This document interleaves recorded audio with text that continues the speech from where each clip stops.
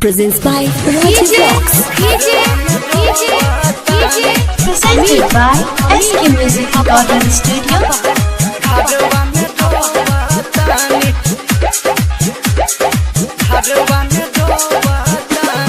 जहिया से गइल परदेस सजनवा मनवा न लागत मोर घरवा में रोवतानी जहिया से गइल परदेस सजनवा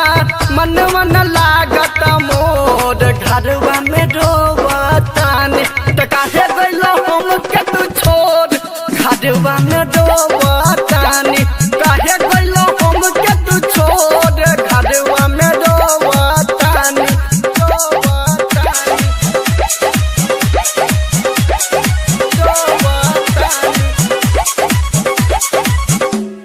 सोचले रहनी तोहरे संग में जिंदगी बिताइब नु हो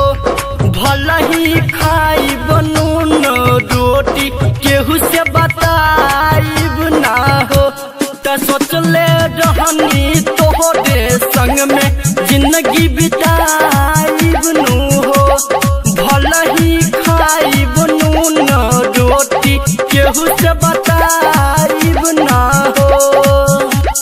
खन खन खन कता तोहरे नाम कंगना रोज भोरे भोर घरवा में रोवतानी खन खन खन कता तोहरे नाम कंगना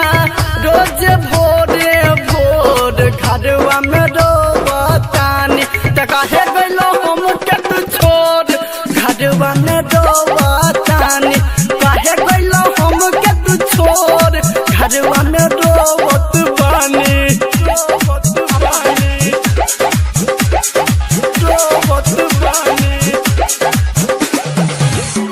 कि केतना दुख होला सैया हमके कोई से बताई तो के मनवा कहता हमरो चल जाई नहीं हार छोड़ के कि केतना दुख होला सैया हमके कोई से बताई तो के मनवा कहता हमरो चल जाई नहीं हार छोड़ के चंदन आर्यन सैया बुझत नहीं खबतिया दर्द होता पोरे पोर घरवा में रोवतानी चंदन आर्यन सैया बुझत नहीं खबतिया